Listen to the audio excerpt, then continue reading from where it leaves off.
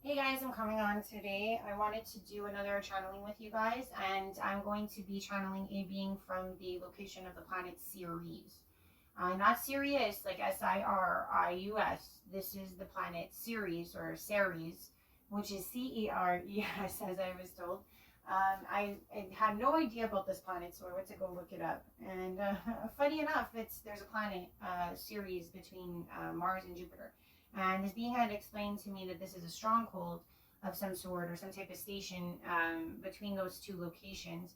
And this particular species is well known for being found throughout the Milky Way, but most particularly within that planet. So I would say that the being I was seeing was quite skinny, like in terms of like muscular build. I would say lanky at best, but more thin, like more like a soccer player thin, or even thinner than that. And then not too tall. I'd say between the 6 and 7 foot range. And seemed very adamant about coming on, and does not subscribe to any other alien species. So maybe within the channeling, I will get some more. So here we go.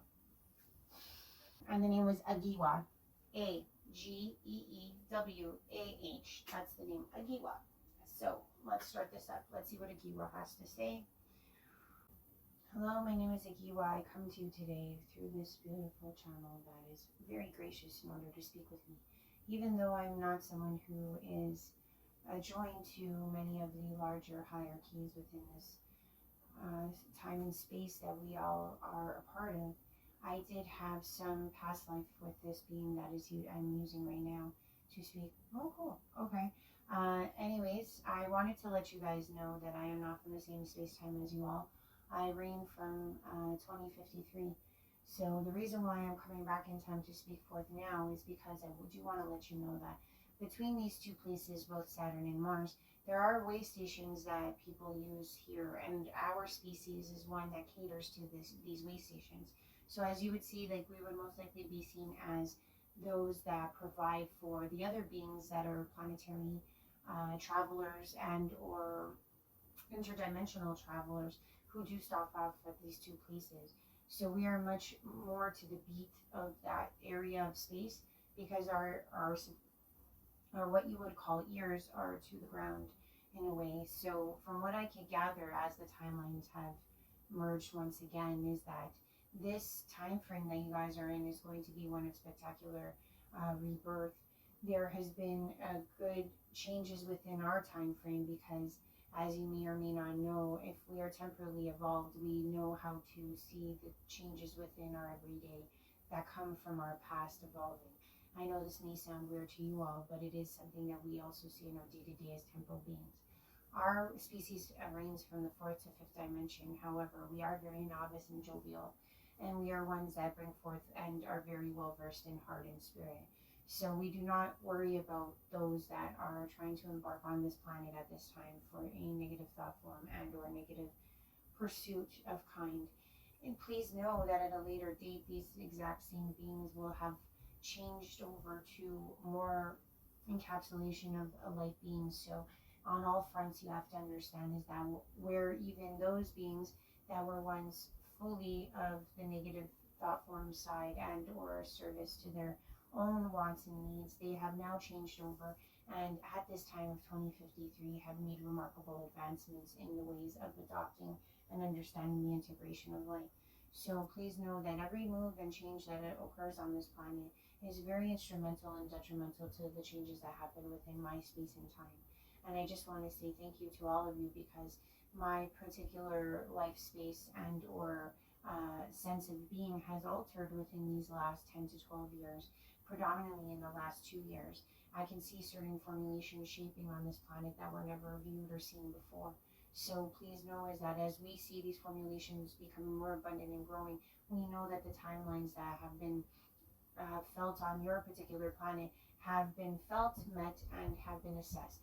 These timelines are well in underway to where in which this evolutionary change is and will be occurring.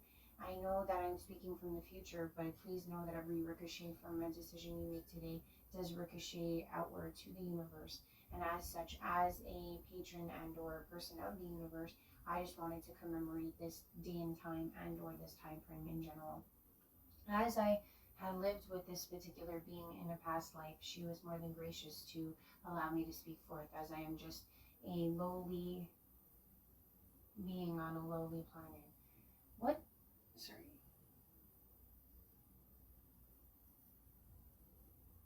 Yeah.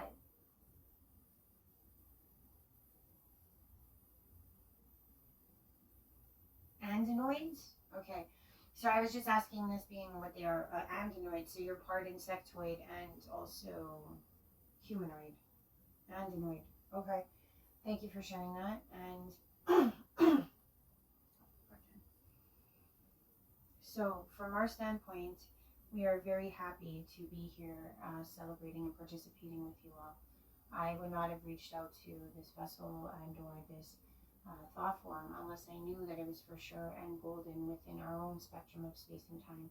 So please know I hope this grants you all freedom of evolution and understanding that you all are on the right track, and anything that is to come to pass, be it what you would grant as something negative, will have the most fruitful abundance that is ever to be seen within this space-time continuum for this sector of space. So it is very refreshing and it is very energizing, and I hope you guys feel the same way. Thank you so much for your time and your patience and your efforts. I really do want to impart this because, like I said, I am just a lowly being on a lowly planet, but I am one who is granted permission to speak and give a good word, and here I am. So thank you for your time. Abundance for all in the eyes of the whole creator of our existence. Tundun. Tundin? Tundin. That's how you say hello. Sorry. Tundi. Okay. Tundi then. Have a good one. Okay, bye-bye.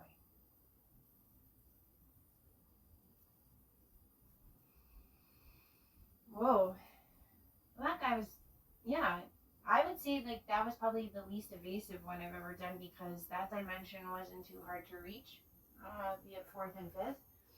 And I do understand what this particular being was meaning about being in ahead in space and time, because I even have a higher self myself that is actually around the same time frame as Ageewah was.